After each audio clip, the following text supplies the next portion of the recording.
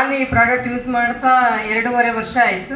ನನಗೆ kidney stone ಆಗಿತ್ತು. Nagaraj sir ಅವಕಾಶ ಕೊಟ್ಟಿದ್ದರು. ಅಂದರೆ ಮಣಿಪಾಲ್ ಮಠ ಹೋಗಿ ಬಂದೆ, ಆಪ್ರೇಷನ್ ಮಾಡಬೇಕು ಅಂತ ಹೇಳಿದ್ರು. ನೋಡೋಣ ಇದೊಂದು 2-3 ತಿಂಗಳು ಯೂಸ್ ಮಾಡೋ ಆಮೇಲೆ ಆಪ್ರೇಷನ್ ಮಾಡಿಸಿದ್ರೆ ಆಗುತ್ತೆ ಅಂತ ನಾಗರಾಜ್ ಸರ್ ಪೆಟ್ಟು ಕೊಟ್ಟರು. ಈ 2.5 ವರ್ಷದಿಂದ 16,000 ಕೊಟ್ಟು ಡಬಲ್ಲೇ ತೊಗೊಂಡಿದ್ವಿ. ಅಂದರೆ ಫ್ಯಾಮಿಲಿ ಫುಲ್ ಎಲ್ರಿಗೂ ನಮಗೆ ಯೂಸ್ ಆಯಿತು. ನನಗೆ ಕಿಡ್ನಿ ಸ್ಟೋನು ಯೂರಿನ್ ಮುಖಾಂತರ ಹೋಗಿದ್ದೆ, ನನಗೆ ಗೊತ್ತಾಗಲಿಲ್ಲ.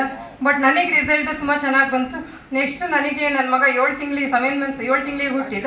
ಅವನಿಗೆ ಬೆಳಗ್ಗಿಂದ ಸಂಜೆ ಸ್ಕೂಲ್ ಸಾಕ್ಸಲ್ಲೇ ಇರಬೇಕಲ್ಲ, ಅಲರ್ಜಿ ಆಗ್ತಾಯಿತ್ತು.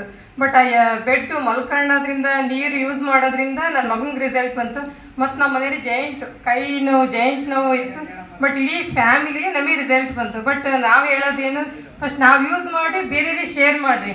ಬಟ್ ಫಸ್ಟ್ ನಾವು ಚೆನ್ನಾಗಿದ್ದರೆ ಎಲ್ಲರನ್ನೂ ಬೇರೆಯವ್ರಿಗೆ ಹೇಳ್ಬೋದು. ಫಸ್ಟ್ ನಾನು ಹೇಳೋದಂದರೆ ನನಗೆ ರಿಸಲ್ಟ್ ಬಂದಿದ್ದು ಫಸ್ಟ್ ನಮಗೆ ಫುಲ್ ಫ್ಯಾಮಿಲಿಗೆ ರಿಸಲ್ಟ್ ಬಂದಿದೆ. ಯಾರು ಹೊಸ್ದಾಗಿ ಬಂದಿರೋ ಎಲ್ರಿಗೂ ಹೇಳೋದು ಇಷ್ಟೇ, ಫಸ್ಟ್ ನೀವು ಯೂಸ್ ಮಾಡಿರಿ, ಆಮೇಲೆ ಬೇರೆಯವ್ರಿಗೆ ಶೇರ್ ಮಾಡಿರಿ. ಫಸ್ಟ್ ನಮಗೆ ರಿಸಲ್ಟ್ ಬಂದಿಲ್ಲ ಅಂದರೆ ಬೇರೆಯವ್ರಿಗೆ ಹೇಳೋಕ್ಕಾಗೋದಿಲ್ಲ.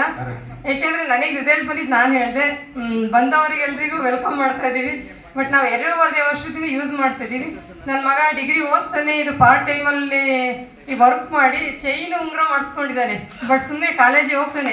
ಡಿಗ್ರಿ ಸ್ಟೂಡೆಂಟ್ ನನ್ನ ಮಗ, ದೊಡ್ಡವನು. ಡಿಗ್ರಿ ಈ ವರ್ಷ ಕಂಪ್ಲೀಟ್ ಆಗುತ್ತೆ. ಬಟ್ ಹೆಲ್ತ್ ಅಂದ್ರೂ ತುಂಬ ಚೆನ್ನಾಗಿರುತ್ತೆ. ಮಲ್ಕೊಂಡ್ರೆ ಬೆಳಗ್ಗೆ